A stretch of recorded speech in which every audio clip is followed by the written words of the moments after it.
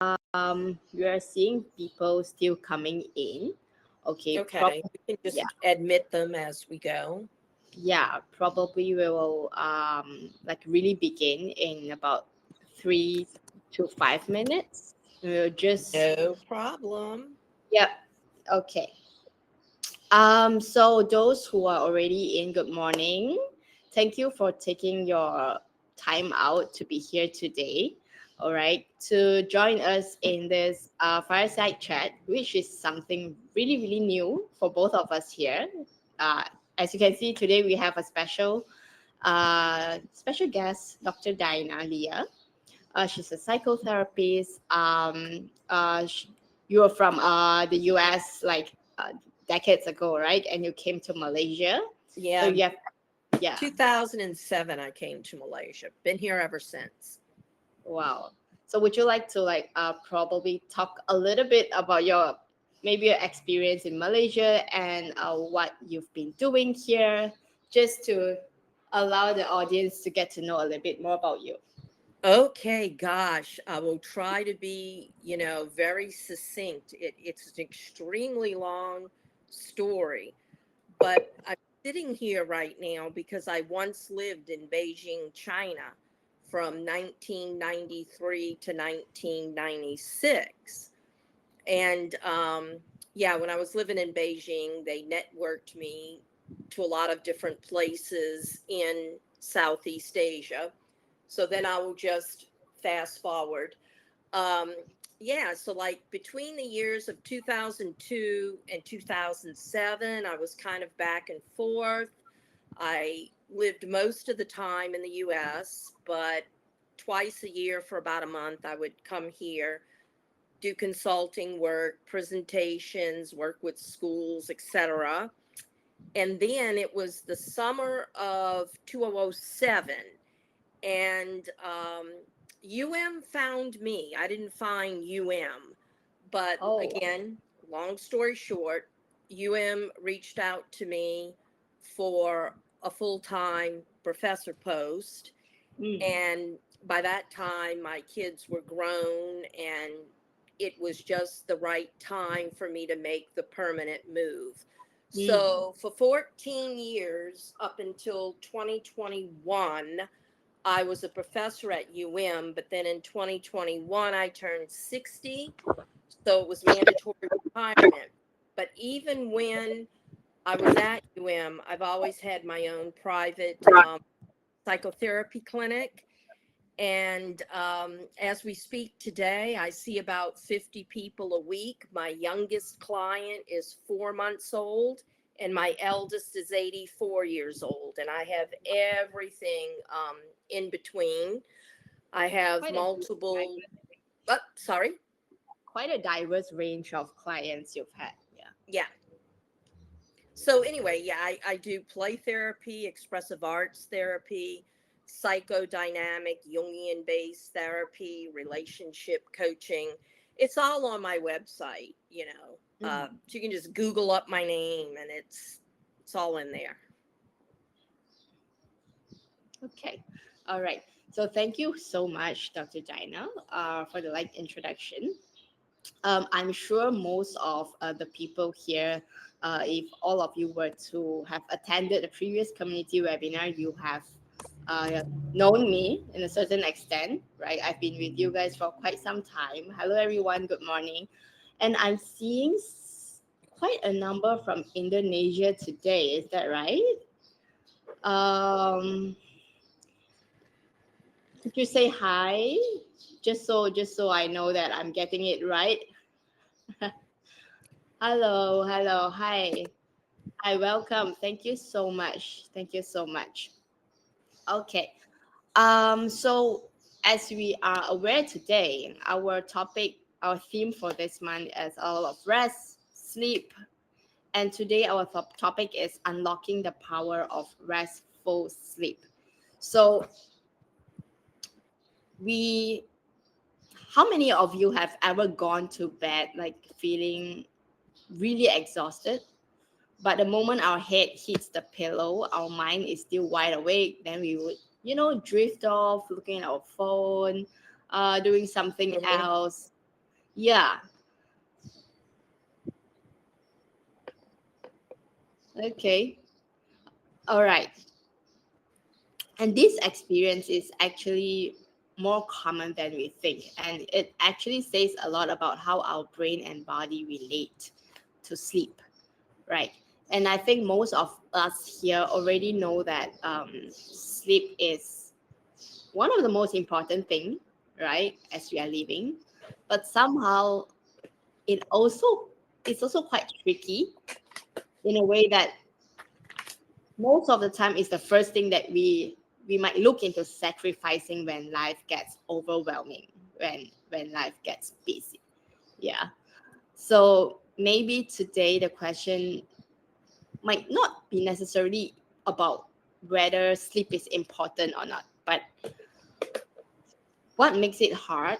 All right, trying to really understand what is preventing it, what are the biocycles or social factors that we need to know, so that when we get to know sleep better, hopefully we will be able to sleep better, right?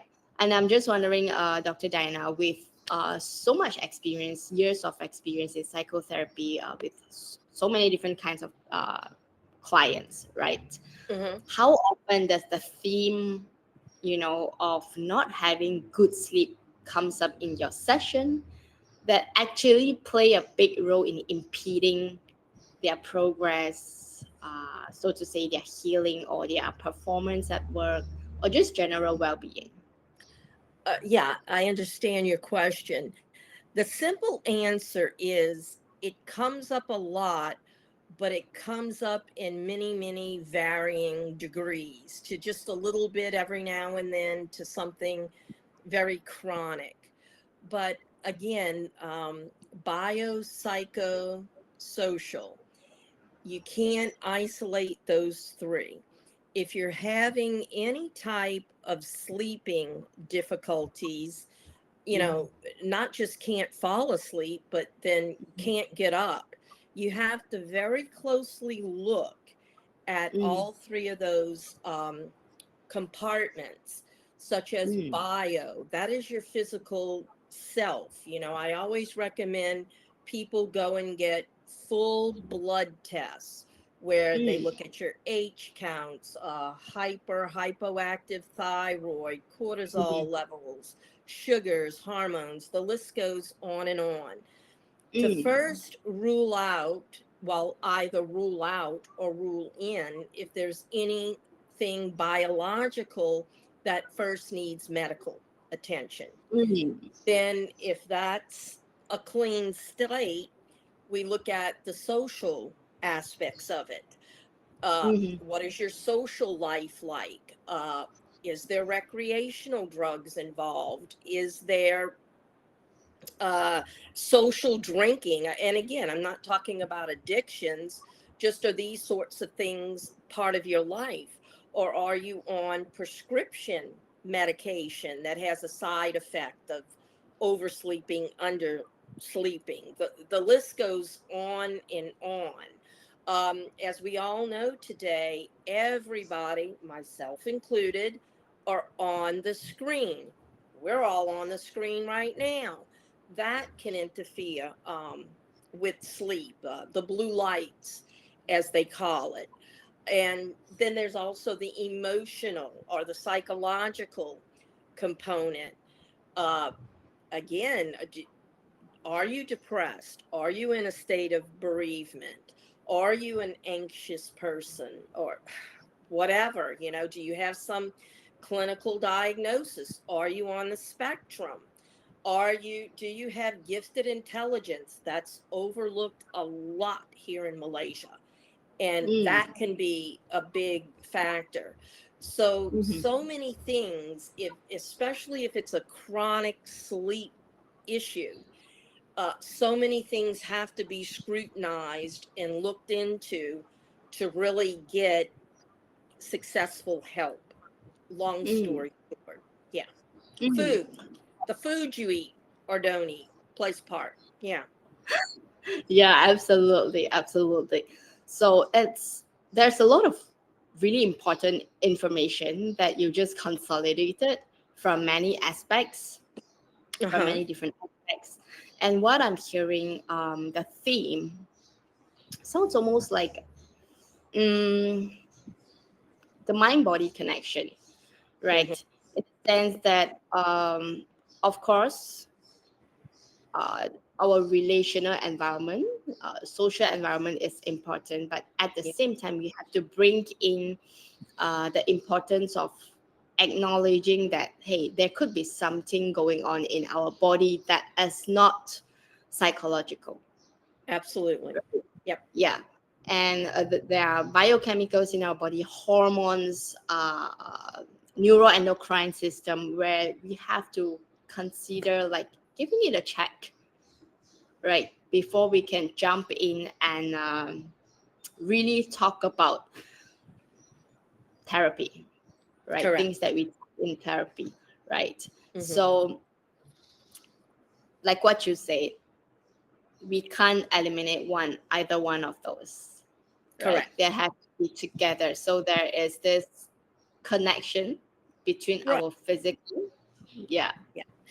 They're yeah, all cogs on the same wheel, and they're mm, all working together, so to yeah, speak. Yeah. So yeah, you like can't the isolate it. You have to look at the big, broader picture. And yeah, that in and of itself takes some time, you know? yeah, Yeah. yeah, like a huge ecosystem, but it's internal. Huge eco, yes. Good word Yeah, for it. Ecosystem. I like that. yeah. Okay. All right. Okay. So let's bring our attention to the slides. Hmm. Okay. All right. Just a quick housekeeping. All right. So making sure that you are using a Chrome, Firefox, Safari Edge. If you were to have any technical issues, connection unstable during the webinar, try to talk to at Naluri Events for assistance. Okay. And if you would have questions, share your thoughts. And if there are thoughts that you would like to share anonymously, you can click on send private messaging.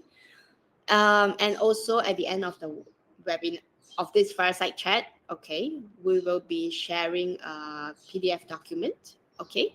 And also you'll be receiving a recording of the webinar Hmm. after the okay. All right. And also it's on YouTube. So you can replay it if in case you have to go midway or if you would like to rewatch it. All right. Just a quick intro again for people who just came in. There's about 370 people right now, Dr. Diana. Okay. Wow. How many people? 378. My gosh, over 300 people. And I noticed you mentioned Indonesia. Yeah, I'm also on the faculty at UPI in Bandung. So Oh, I'm what they call adjunct faculty. I So I see. pop over to Indonesia a lot. I love Indonesia.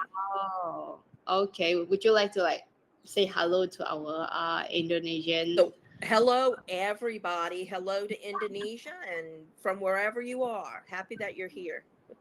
Yeah. Okay. So, as some of you already know, I'm from Naluri. I'm one of the mental health coach in Naluri. I'm also a Mhm. registered counselor. Um, have a little bit of experience in working in a medical setting.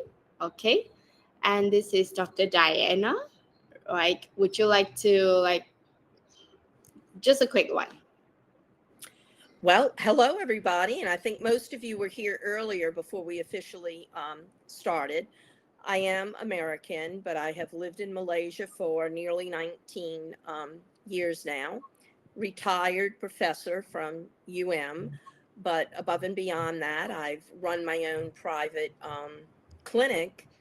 Even when I was working at I've had my own private clinic, and I see many different people from many different walks of life, and there's very varying modalities to the way I work.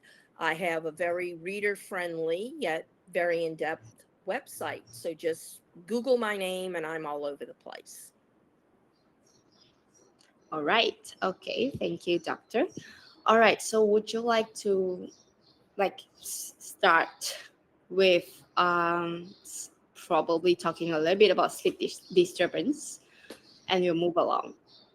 Well, yes, as mentioned earlier, there are so many issues that go into sleeping problems, and as we all know, there's many different types of sleeping problems, but all of which have the common denominator of not good sleep.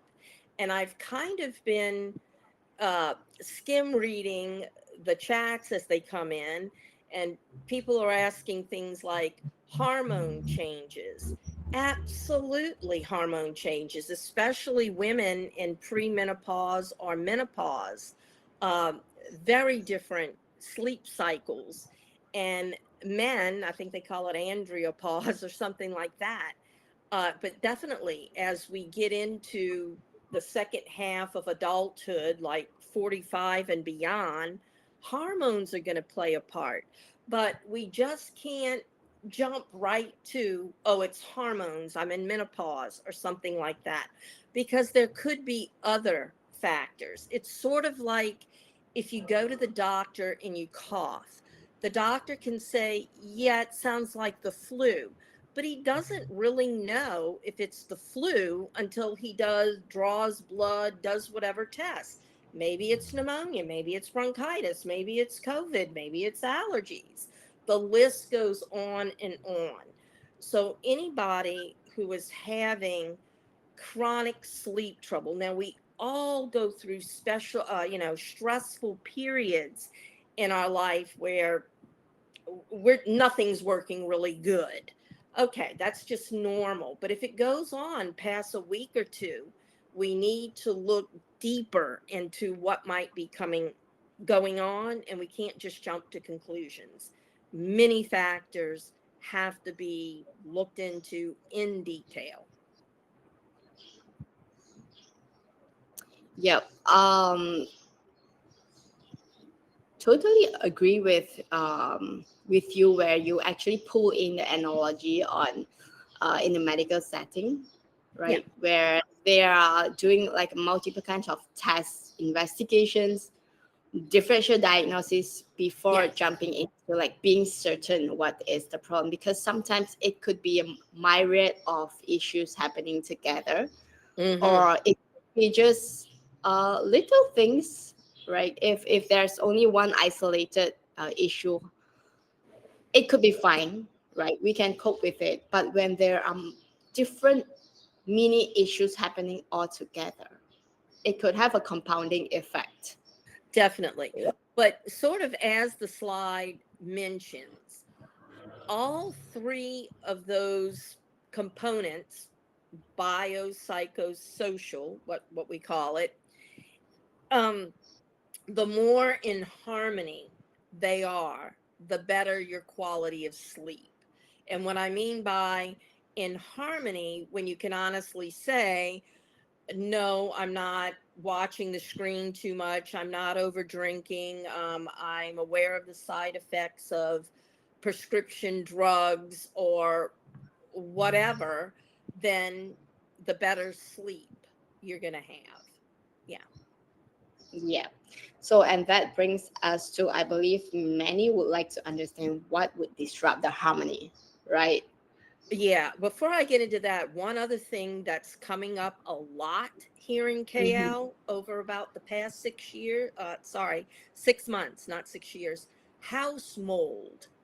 People are finding out they actually have mold in their house, and Wow. that can really interfere with your sleep, your health, and everything else. And it's a Mm-hmm. very silent thing.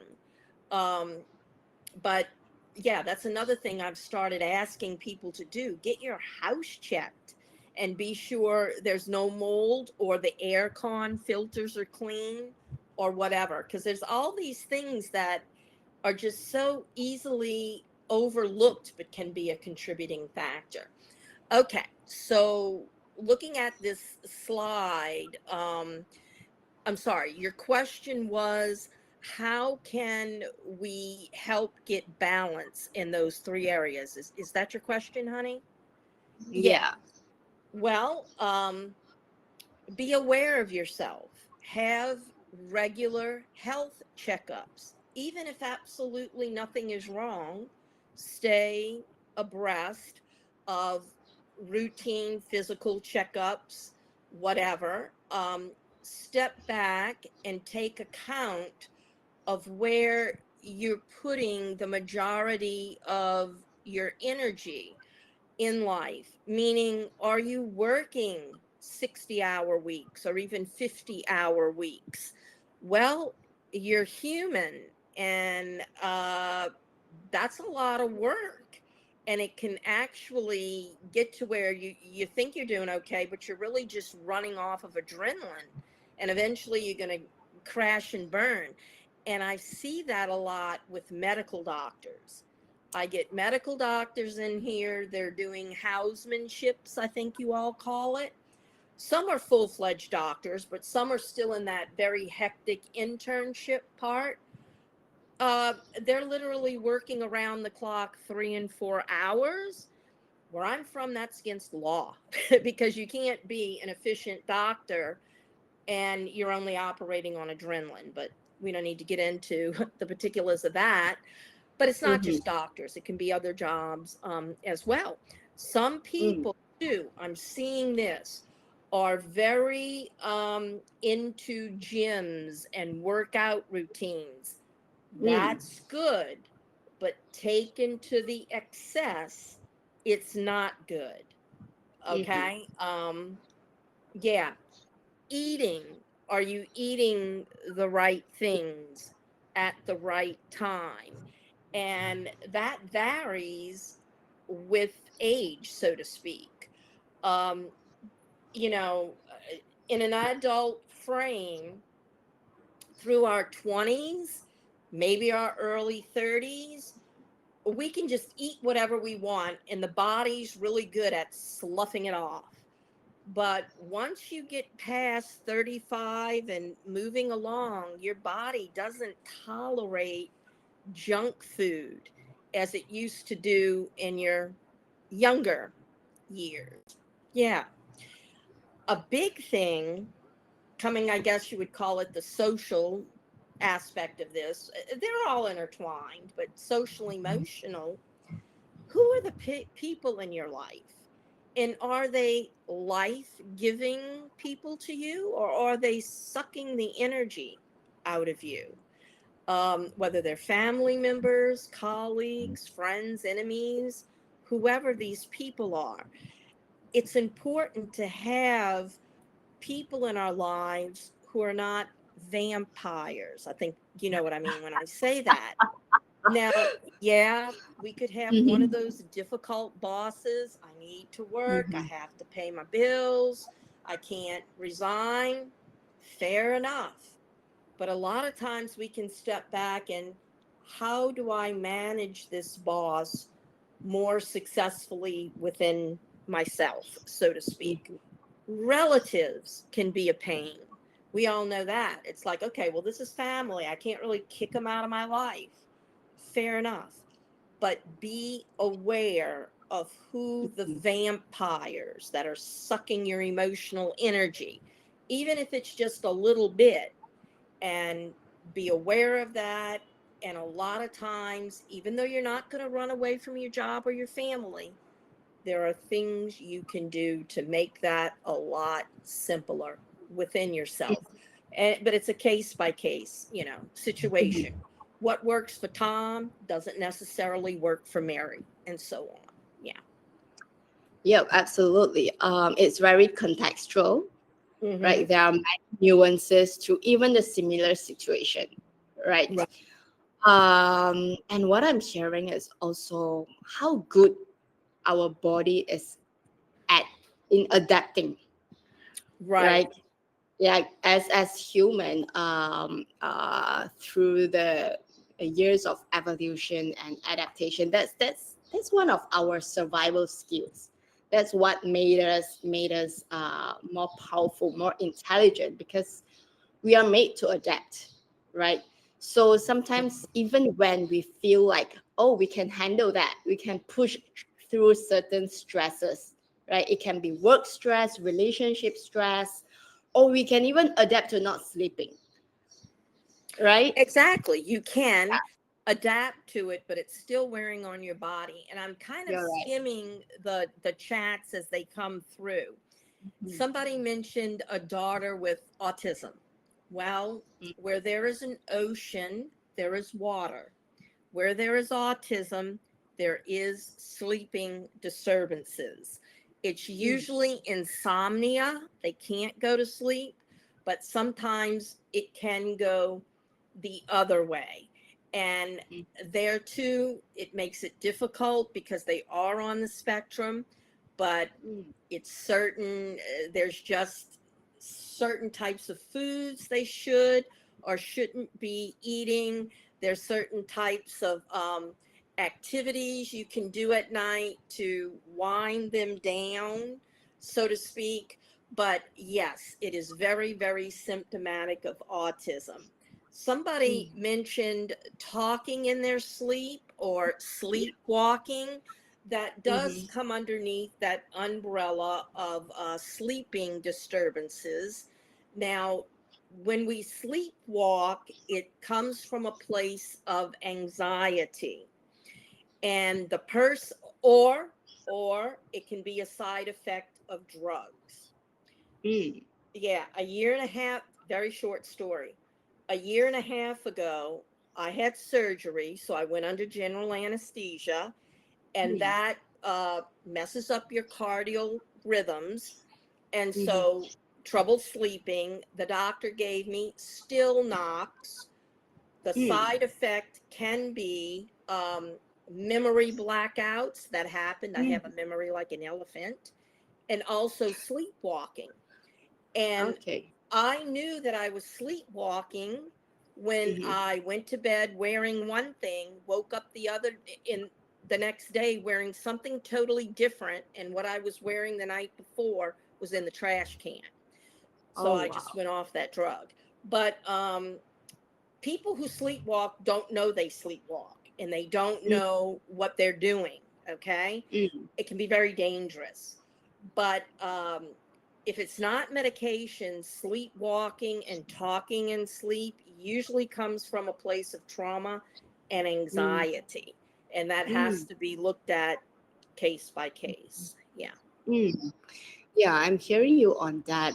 Coming from trauma and anxiety, in which they comes together, and many people actually experience anxiety. It's really common than we think.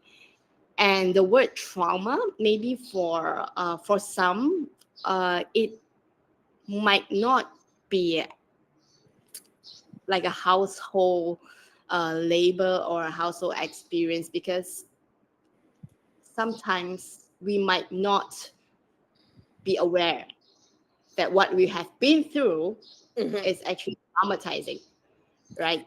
Oh, And yes. when it, yeah, And people forget that the spectrum of trauma is infinitesimal. It can mm, be so mild, we don't even realize it's trauma, mhm, or it can be something way out there over the top.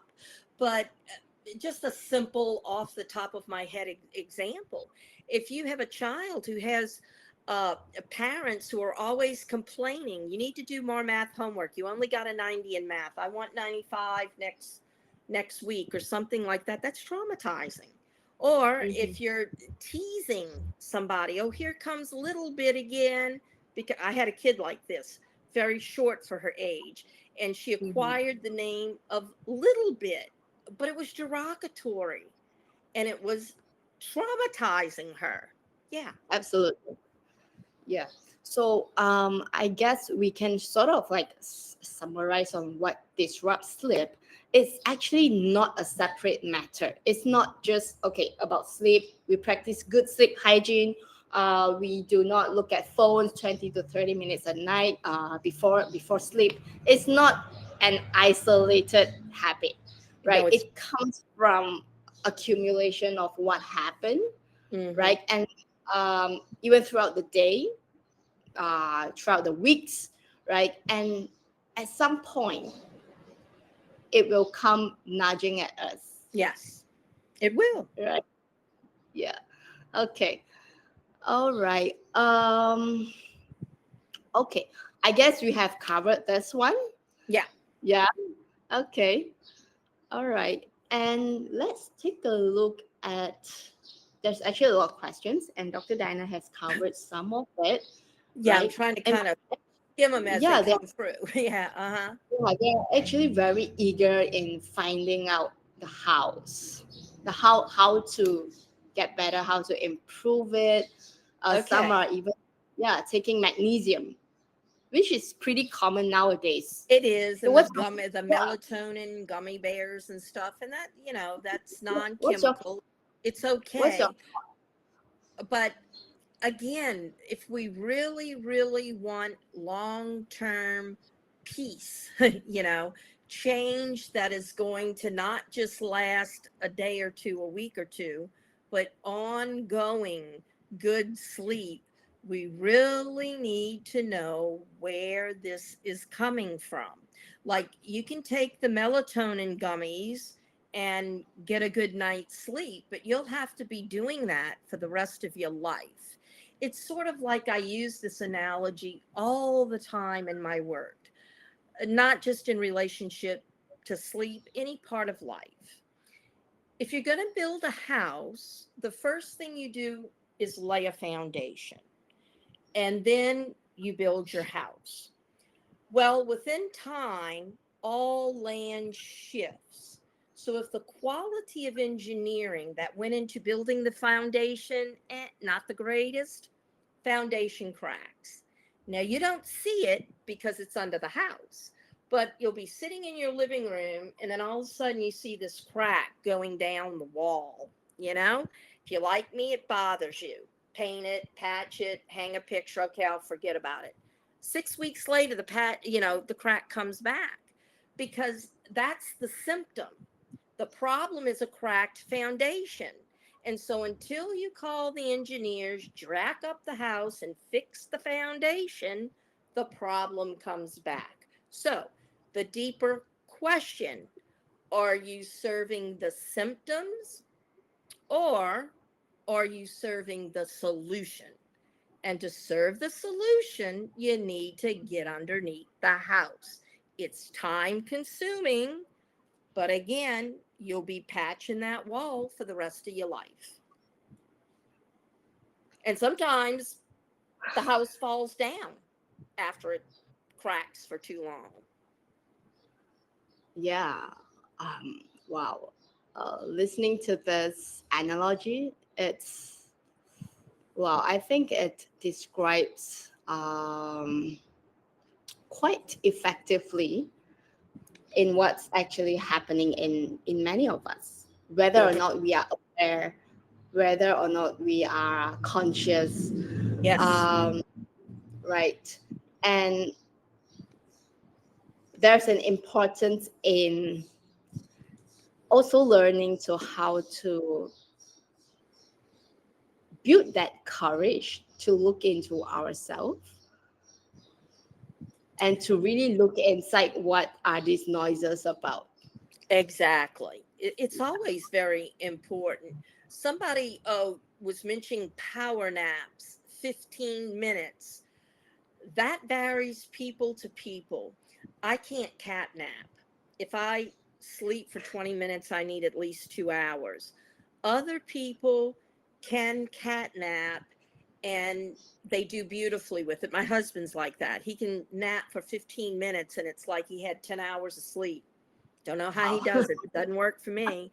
So that's kind of a case by case. Another Mhm. people who are into meditation, whereby they're not taking a nap, but in the middle of the day, they do some sort of quiet meditation, 10, 15 minutes. That helps a lot too, to rejuvenate them. So that's kind of a case to case situation. Yeah. Yeah. So in a way, it's one size doesn't fit all, and we gotta find our own mojo, Yeah. Mojo. I like that term for it. Yeah. Right. Uh, well, Okay. somebody just sent in something about 5 to 6 hours of sleep. Uh, Anybody, any age, that's generally considered too little. 7 or 8 is really, again, generally speaking, what we need. 7 to 8 as an adult. Kids need more, but as an adult, 7 to 8 hours of uninterrupted sleep. Yeah, to be at your best. Hmm. All right. Okay. Uh, Thank you, Dr. Diana, for attending to the questions. If you have more questions, please keep them coming in. We will Hmm. try our best. Oh, there's one. Uh, Body automatically wake up after 6 hours. Is it okay? Well, if you feel that you're okay and being productive and not sleepy during the day and you're functioning really well, I guess that can be okay. Most people, if that goes on for a long time, um, they're going to begin to not do so well. But again, there's exceptions to all these sort of rules. So yeah. Mhm. Yeah. Um, so maybe the questions are less likely about is it okay or not, Hmm. but turning inwards, like turning towards ourselves to ask if it's okay for me Yeah. instead. Yeah.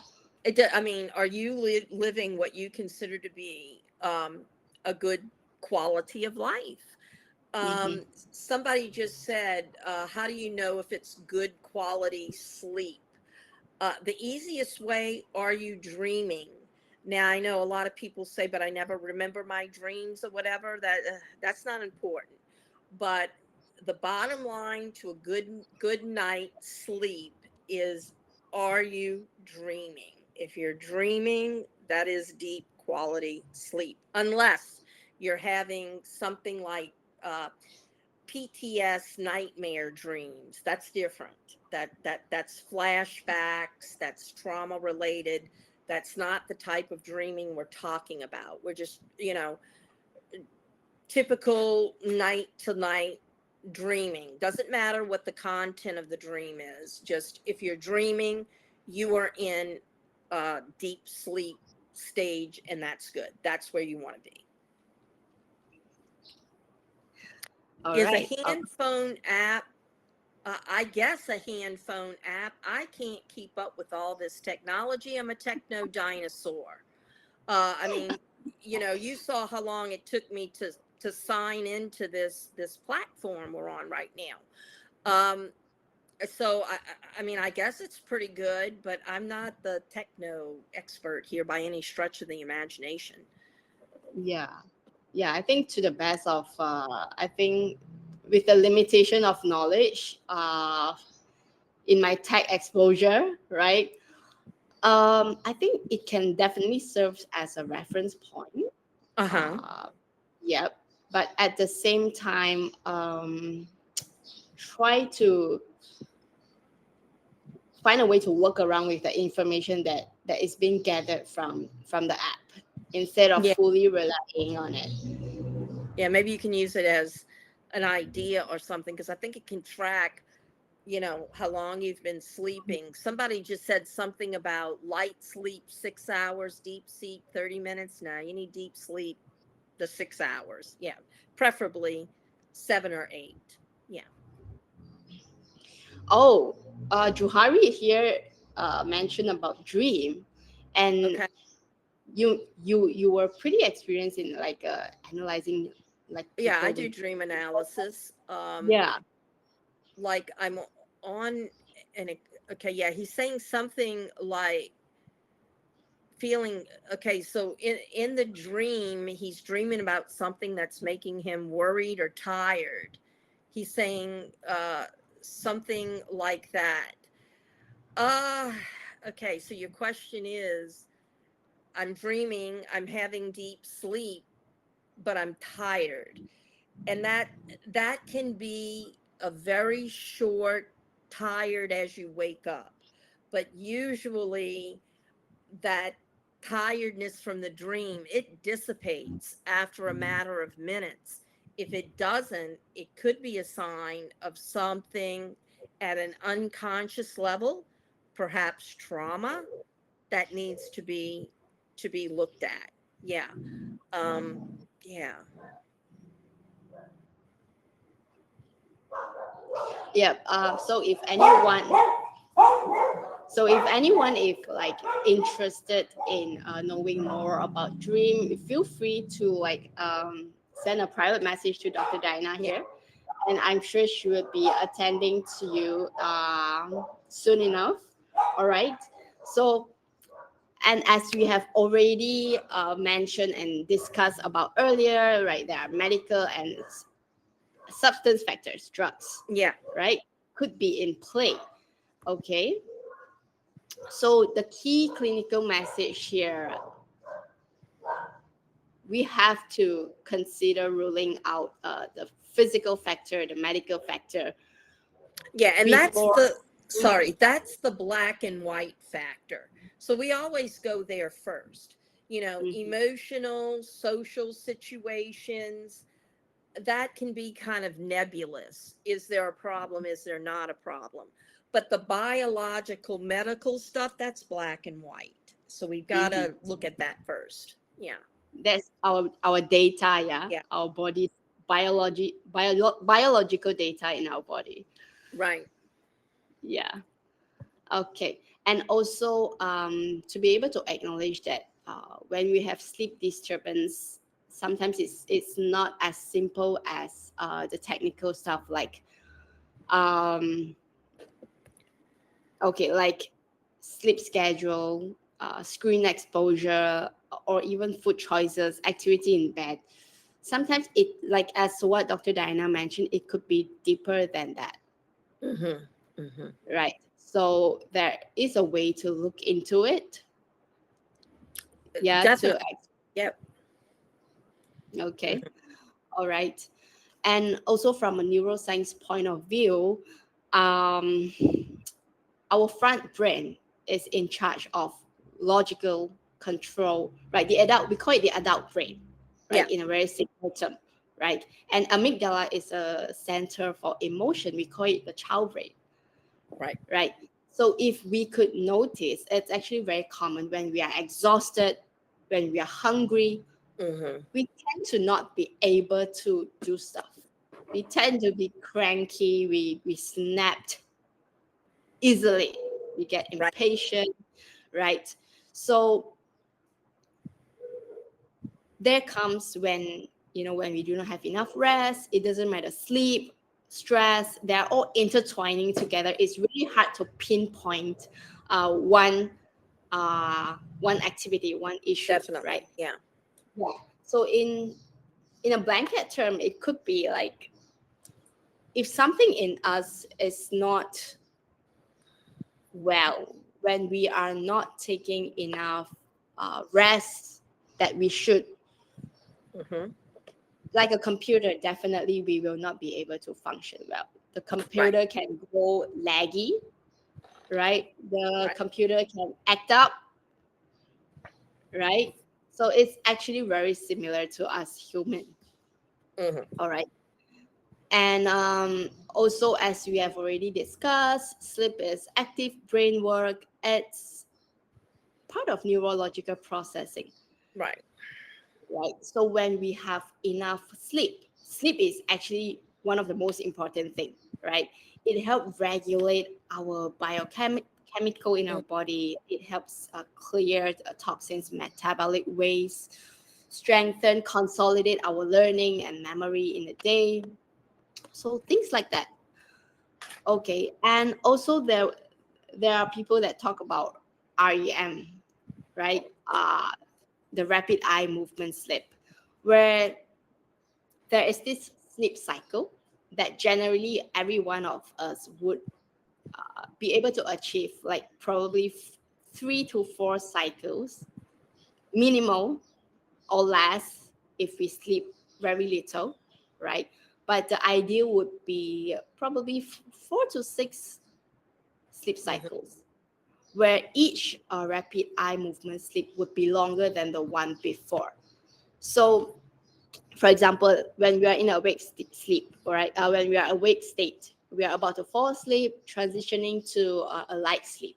Okay, we'll notice like we are in a phase of where kind of hypnotic. We are not sure that we are asleep or not. It's a very relaxed. Our heart rate starts to slow down, breathing starts to slow down a little, and there are this thing going on in our brain, right? Sorting our memory, like slowly putting us into deep sleep, or we call it the third stage. Mhm.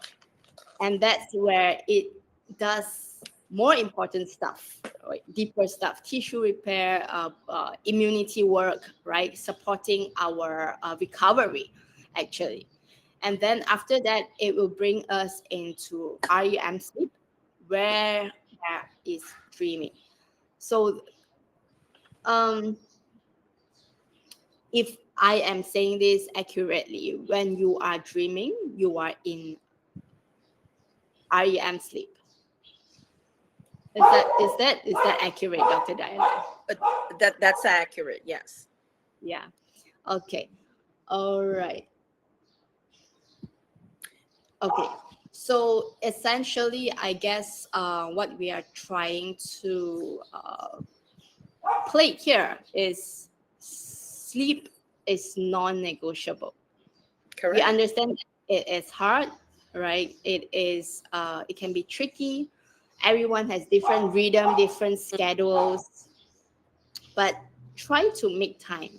Try to plan to make it better, Correct. right? Yep.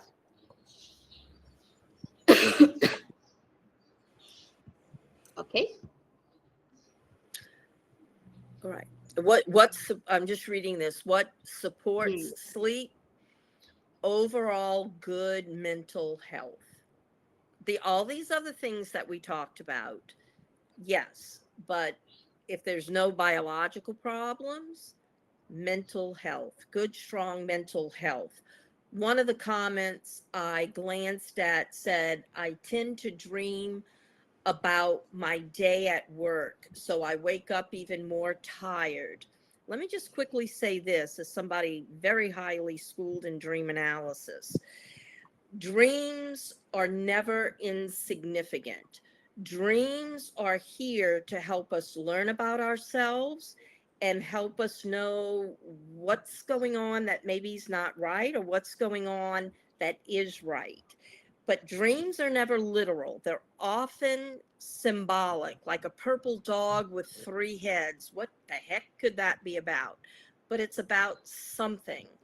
And the main thing I want you to take away, dreams are never useless, insignificant, or meaningless because you're not going to dream about something if it's not in your psyche.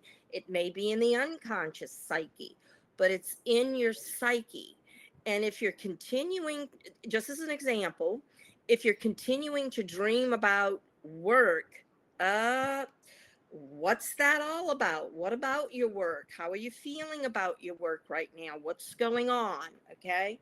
Long story short, the biggest takeaway, there is no such thing as an insignificant dream. The purple dogs with three heads, driving a motorbike into the deep blue sea, that all has significant meaning. None of it's useless. It's Dr. Diana. That's really really intriguing. Actually, it's almost like when we get so busy, we do not have time to look into our trauma, our experiences, or things that we have been trying to shut down, right?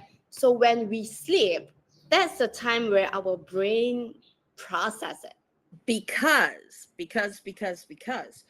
when we're in that deep REM sleep, all defenses go down, all Mhm. psychological defenses go down. So I often tell people, I never remember my dreams. Okay.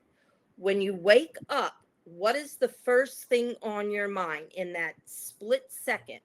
Because usually what's on your mind when you first wake up is what the dream was about. Now, back to this idea, your defenses are down when you dream. Say, for instance, you have a dream and the message of the dream maybe is you hate your job, you need to get out of this job.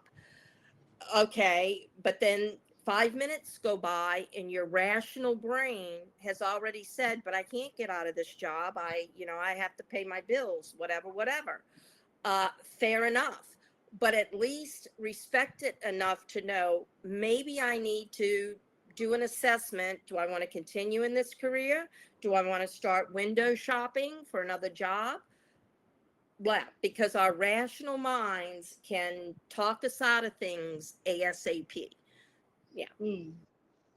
Yeah, absolutely agree with you. Like at the beginning of the session itself, when you mentioned there are a lot of medical doctors, and they have been put on a pedestal, the Mm, smartest people, most intelligent people, and yes, that's undeniable.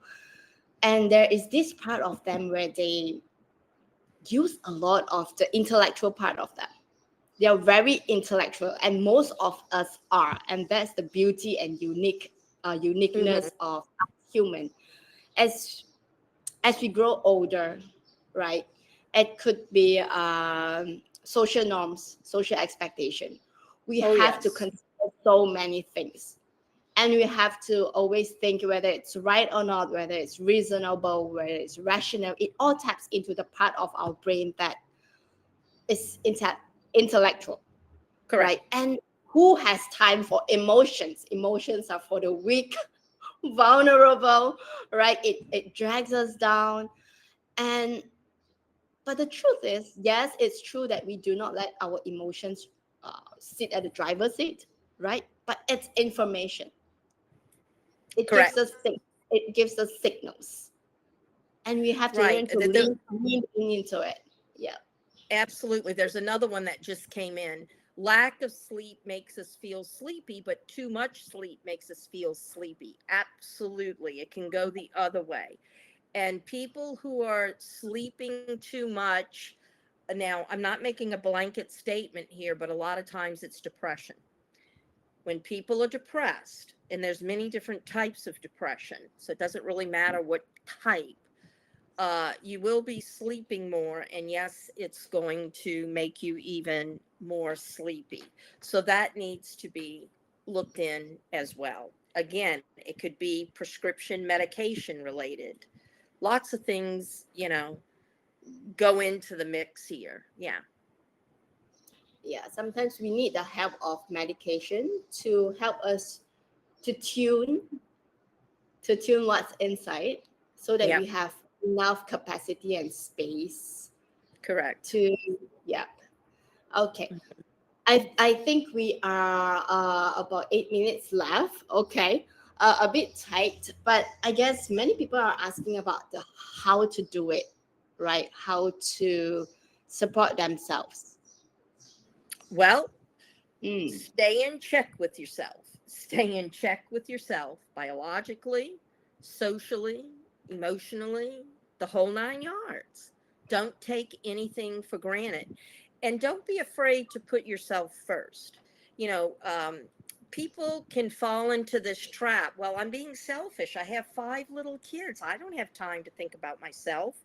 But look at it this way: if you're drowning, you can't help other people. You got to help yourself first in order to appropriately help other people. So don't get into this space where you feel like you're being selfish or whatever if you're paying attention to yourself or putting yourself first. Not at all. Because if you're not in good shape, you're not going to be in shape to help the others in your care, you know, whoever all those people are.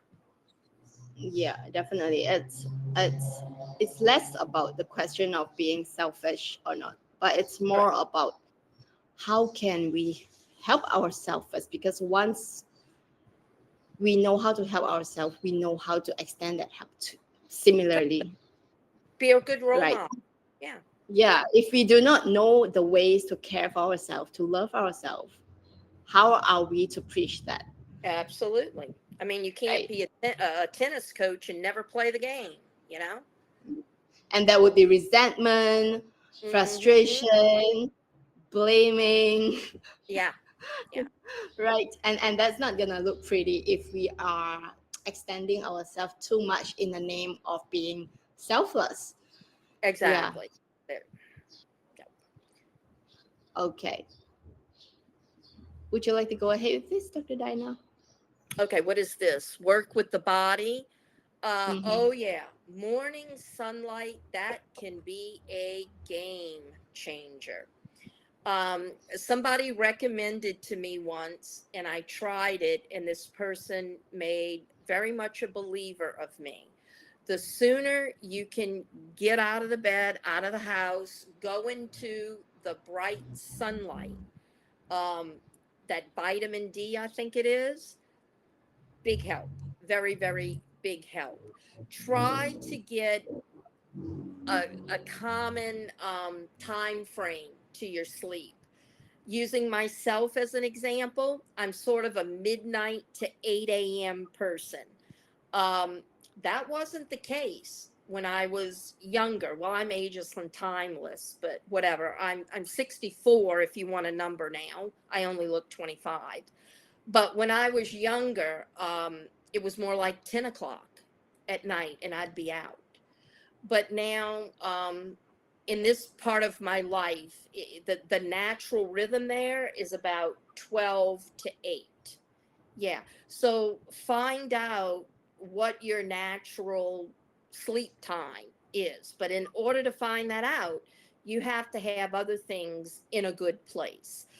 Yeah, as we all know, caffeine, alcohol, don't be on your computer all hours of the night. I mean, we do everything on our computer. I used to read books at night, physical books. I'd turn on the lamp and read my book for an hour and then go to sleep. Everything's on my laptop now, so yeah, got to be aware of that. Yes, eating. Be very careful what you eat. 5 or 6 hours before you plan on falling asleep. If you decide you want to finish off your birthday cake, that's not going to be really good. So you just have to really be aware, and nobody can take all of this for granted. Yeah. Yeah. Possibly like we can try like taking a moment because it's really vast, right? We can't say one for everyone, Correct. but try to practice if you can, if you want to tonight, just or right now, if you have the time, just take a moment and think about your routine. Think Mm. about how you spend your day. Think about how you go around your day. What's in it, all right, and try to write it down and start small. Pick out some Yes. that you would like, maybe eliminate. You be your own judge, right? Because I believe we are all capable of knowing. We are very intelligent, knowledgeable, right? But we just need to take some time to put a little bit of effort, right? And start small, right? We know Absolutely. what is Yeah. good. We know what is good and what is not. We know that, and I believe all of us here knows it, right? So maybe we can start to look into what's in our daily life that we usually treat our sleep for, or like what Dr. Diana mentioned here. Is this cake at the nighttime necessary or not? Why are we eating it? Why are we thinking of eating Yeah. it? Is that Mm. helping us with how we feel? Are we hungry? So there are substitutes for it. Of course, there is always better choice, Right. right? And there's Yeah, no definitive answer. yeah. Somebody just posted, I always wake up in the middle of the night because I need to use the restroom. How to prevent this? Well, I can't say jump up and down 3 times and bow to the ground.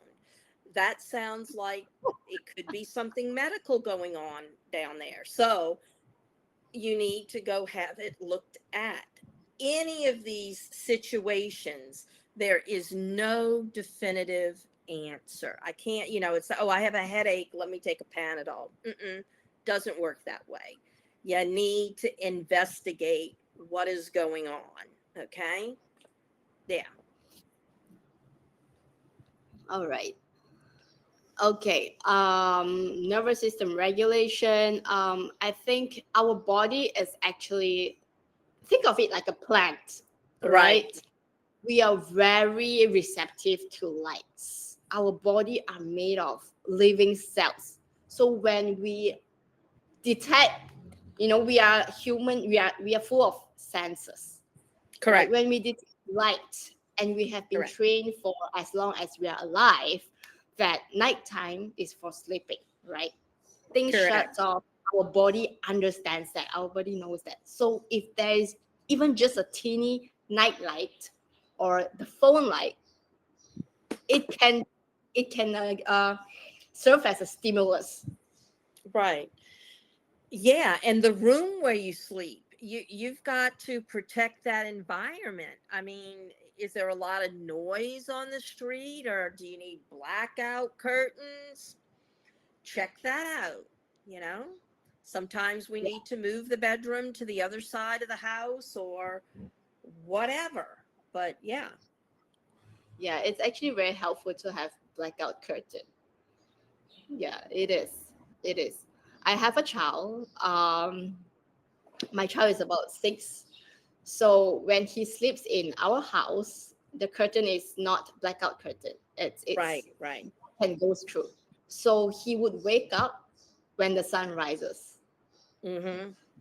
Yeah. Okay. And when he sleeps at hotels usually give blackout curtains, right? So Yeah. he would sleep a lot longer. So that's a really good example Yeah. where yeah, a kid without any like responsibilities, without any stress, right, without any expectation to wake up at certain time, but they wake up according to what Mhm. they are sensing around them. Even though we are sleeping, our body knows. Yeah, definitely. Yeah. Okay. All right. As what I think, one of the core as well is safety, body safety, somatic safety, psychological safety, where when if the things are sorted out, the things in us are sorted out, Yeah. we would slowly feel safe again, and Mhm. it radiates. Yeah. Yeah. So it shows up in our physiological signs, our breathing, our heart rate. And I remember before I started my journey of introspection, of learning about somatic science, learning about mental health, um, I find it really, really hard to do grounding technique. I find it really hard to close my eyes and breathe. It was nonsensical to me. Yeah. Yeah. I would be very vigilant. I would be looking at everyone. How is that working for people? I don't get it. That just doesn't work for me. But true enough, after, and also because of so many things that's been happening, and also because when I'm ready, everything falls into places, and that's where I started to notice that something has been going on that made me stay vigilant, that made me not be able to stay in my breathing and connect to it, and be still with my movement, be gentle. So yeah, it's a lot to talk about in a 1 hour fireside chat. Yeah, but definitely looking forward for everyone's questions. We can connect later where I would be suggesting some ways that you could connect with us to ask more questions, and how to go about more specific things that you are going through. Okay. All right. Yeah, I do need to go because I have a 12 o'clock client. I run dot to dot. Oh, Um, okay. All right. Um, so we'll just quickly finish this up. Yeah. okay. Would you like to give your final words? Well, Yeah. again, the main takeaway is you can't look at any kind of sleep issue in isolation. You really have to take a look at many, many different factors in order to get, good results of being able to sleep good on an ongoing basis. There's no definitive answer for any one condition. And even when you are aware that your sleep problems are because of this, whatever the this is, what's going to help one person with that this is not going to be the same as what's going to help another person with that this, so to speak. And so it's not an easy ball game to analyze our sleep and what's causing not such good sleep, but it is very necessary. Yeah. Okay. All right. Um, Thank you for your time, Dr. Diana. Like, probably if you would like to uh, Yeah. leave I first just, because you have. yeah, I just want to say thank you, everybody, for attending and listening. I hope that you have found some things helpful, and I hope someday, some way, our paths cross again. You can follow me on Instagram. I'm always posting different things about psychology and whatnot on there. Yeah. All right. Have a good day, everybody. Bye bye. Bye. Thank you, Dr. Diana. Okay. Like just a quick one for the participants here. If you guys are still staying here, if you haven't downloaded the Naluri app, please scan this QR code and you can download the app and access coaches, right? Where you can ask specific questions, where you can talk about what's been bothering you, be it sleep, be it dream, be it how to work on certain things. So this is where you can actually look into a one-on-one support. And if many of you has have been with us, you can actually have a complimentary consultation session. All right. All right. So here's where you can download the app. Okay. So I'll just like give like 1 or 2 minutes for you to scan and download.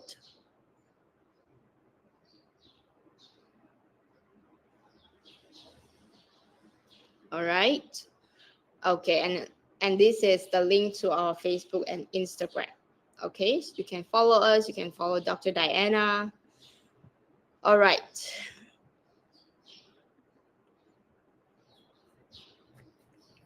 Thank you so much.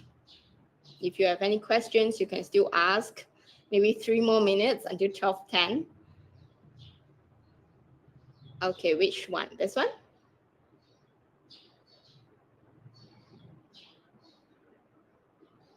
Okay.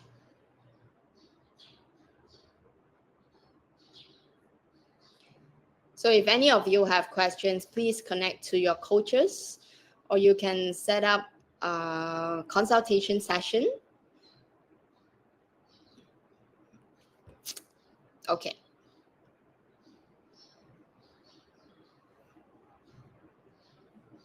Thank you. Thank you, everyone. Yep, the slides will be shared to you at the end of it, and the recording will be sent to you in your email. All right, Zuri? Hey, Chong. Thank you. Thank you, everyone. 2 more minutes. Any questions?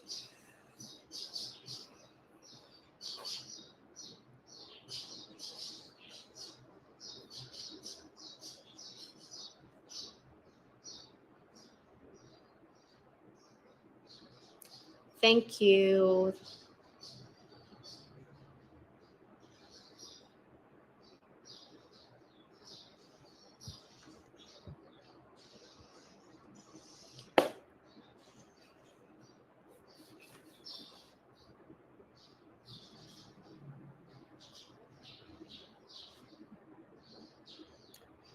Yeah, you can absolutely.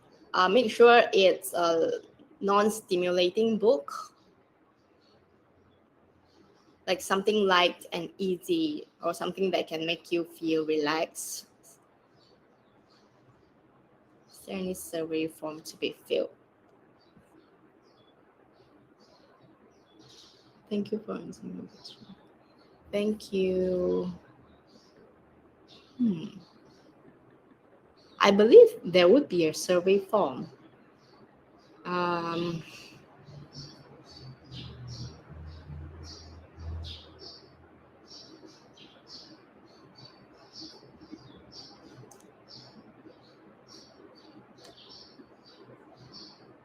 okay.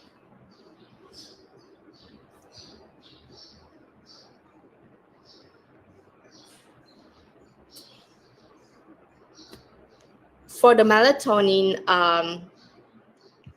not necessarily, but if when we take it for once and we find it help, and if there are other issues that have been bothering, that have been actually the source of the sleeplessness, we might use melatonin prescription as just a coping instead of looking into the real issues. So that's where having to take it for life comes in. Unless we look into, like, for example, if there is, almost always there is a real issues, like a deeper issues that's been going on that cause the sleeplessness. But it is not a life prescription. It's not a lifetime prescription.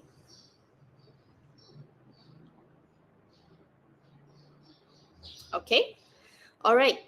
Thank you, everyone.